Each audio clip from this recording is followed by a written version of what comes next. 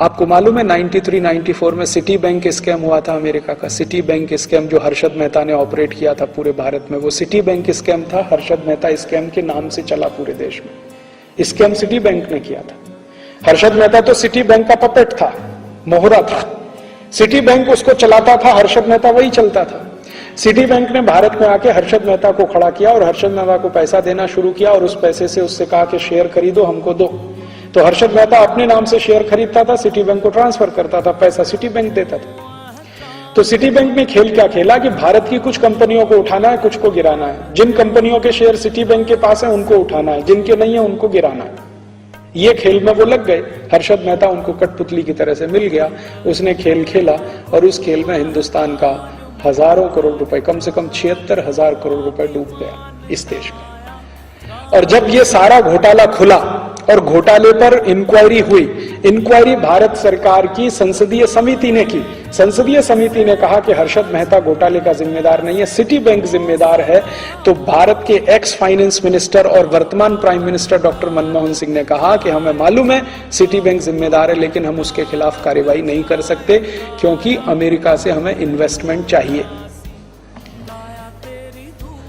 और मनमोहन सिंह ऐसे finance minister और आज भारत के प्राइम मिनिस्टर के रूप में भी सिटी बैंक के खिलाफ कुछ करने की स्थिति में नहीं है, क्योंकि उनको इन्वेस्टमेंट चाहिए वहां से। अमेरिका नाराज हो जाएगा। और इसी अमेरिका ने भारत के स्टेट बैंक ऑफ इंडिया के खिलाफ इतनी सख्त कार्यवाही की अमेरिका में कि उनके हालत खराब हो गए, लेने के देने पड़ गए। इसी अमेरिका ने, भारत की एक स्टेट बैंक ऑफ इंडिया की एक ब्रांच अमेरिका में इन्वॉल्व हो गई थी कुछ ऐसे ट्रांजैक्शन में जिनका पता नहीं था, और अमेरिका ने डाउट किया था कि ये ट्रांजैक्शन हुए हैं टेररिस्ट को। अमेरिका में एक नियम है, एक अमाउंट से ज्यादा का पैसा निकाला जाए और जमा किया जाए तो उसका सारा इंक्वायरी करना, नहीं करेंगे तो बैंक जिम्मेदार है उसके लिए।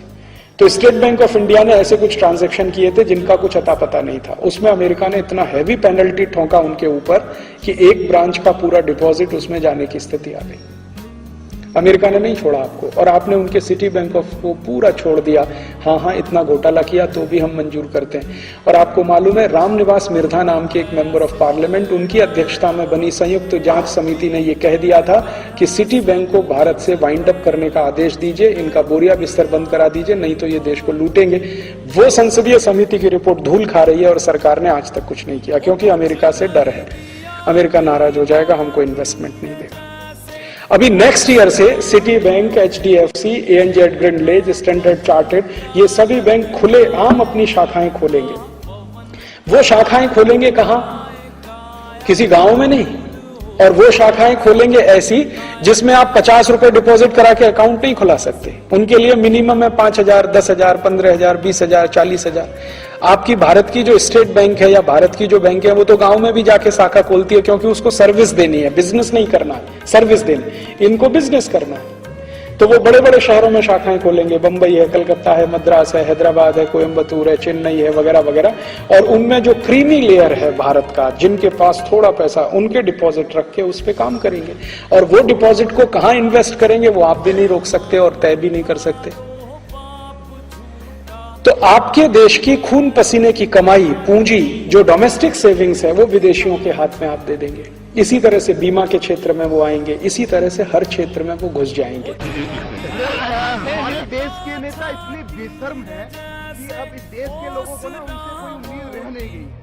आप इस बारे में क्या कहेंगे? ऐसा है, 2005 से देश लुटता आ रहा है। हमारे पास बहुत सारे स्कैम हैं, 2005 में शुरू हुए। सारे स्विस बैंक 2005 में आए। कुतरुचि के लड़के को ठेका दिया गया सारे हिंदुस्तान में तेल खोदने का 2005 में। 2005 में इटालियन की फेक करेंसी की कंपनी खोली गई डेलारू प्राइवेट लिमिटेड में। आज इस देश का दुर्भाग्य ये है कि 2009 में ये सारे मामले पब्लिक के आगे नहीं आए। लेकिन अब मैं आपको बता रहा हूँ, सरकार को पता है आखिर में इनके 6-8 साल महीने बचे हैं। ये जाएंगे लूट पाट के, सब लूट के यहाँ से। हो सकता है ये जो बाहर के लोग आए हुए हैं, ये सब जहाज लेके यहाँ से भाग गया, जैसे हुस्ने मुबारक भाग गया इजिप्ट से। मेरे को जो लग रहा है भाग जाएंगे, क्योंकि ये वही हुआ है हुस्ने मुबारक ने किया जो लिबिया में गद्दाफी ने किया। ये बहुत लोग ऐसे कर चुके हैं, कोई नए हिस्ट्री में नया नहीं है। लेकिन जो सत्र में ये हो रहा है, ये सबसे बड़ी शर्मनाक बात है। जी सर, एक चीज मैं और कहूँगा कि राष्ट्रपति और प्रधानमंत्री का सत्य, न्याय और ईमानदारी को ना सुरक्षा देने के लिए बनाया गया था। और आज इस पद के प्रति भी लोगों में घृणा आ गई है। घृणा इसलिए आ गई है कि मनमोहन सिंह जी को लाया ही इसीलिए गया था, उन्हें पता है चोर उचक्कों का साथ देने में नंबर कि हमें मनमोहन जी ने रोक दिया, तो मनमोहन जी हमारे प्रधानमंत्री होते हुए भी इनका कि देखो कितने बेशरम शर्मिंदगी है कि इनकी रैली पर रोक लगा दी। मनमोहन सिंह जी के पूरे राज खुल जाएंगे। मैंने आज बोल दिया, हर्षद मेहता स्कैम में ये भ्रष्टाचार को बढ़ावा देने में लगे हुए थे। जब हमारे इनकम टैक्स डिपार्टमेंट के पास इन्फॉर्मेशन आई कि किसी आदमी का 500 करोड़ रुपया पड़ा हुआ है मुंबई के बैंक में, तब ये फाइनेंस मिनिस्टर थे, इन्होंने 27 फोन किए, 500 करोड़ रुपया जो अपने पकड़ लिया छुड़वाया इसने। आज मनमोहन सिंह मेरे सामने आए, कौन कहता है ये माता? अच्छा सर, एक ही और बताइए कि आज आपको लगता है कि प्रधानमंत्री और राष्ट्रपति के पद पे बैठे लोग भ्रष्टाचार के प्रेरणा स्रोत बन चुके हैं? राष्ट्रपति के पास तो कोई पावर ही नहीं है।